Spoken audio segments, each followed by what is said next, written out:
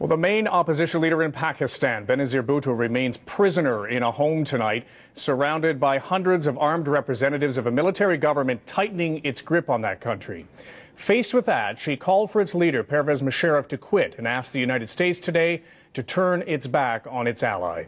Stuart Greer has been on the front lines of demonstrations continuing to take place in Islamabad. Stuart.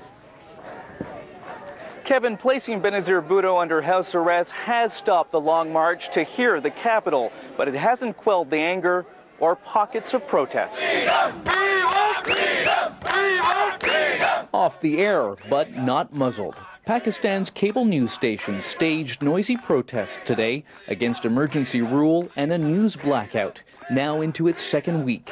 And there, in the middle of it all, Meena Samreen of Toronto. She came to Islamabad last year to join the country's first English-language news station, Dawn News. And she says the growing outrage at President Musharraf's clampdown isn't just boiling over here, but also abroad. There was a protest in Toronto a few days back in regards to what was happening here. And so he's having this huge backlash, and for him, it's his downfall. Benazir Bhutto has asked President Musharraf to step down. A fraction of Dawn TV's normal audience may have caught tonight's headlines that are still allowed to be streamed on the internet and satellite.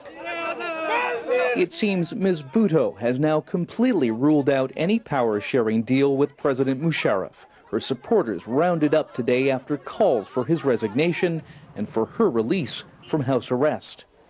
But just how much of this is getting through to the local population?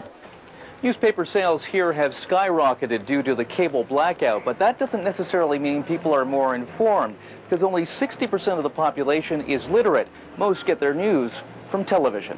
So in the last week, there has been a boom in sales of satellite dishes and converters. But it won't last. The Musharraf government today banned any new imports of satellite technology.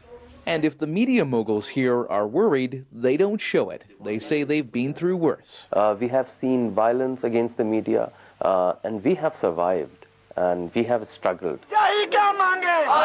And this is one struggle journalists here say they will continue until the Musharraf government lifts its emergency blackout.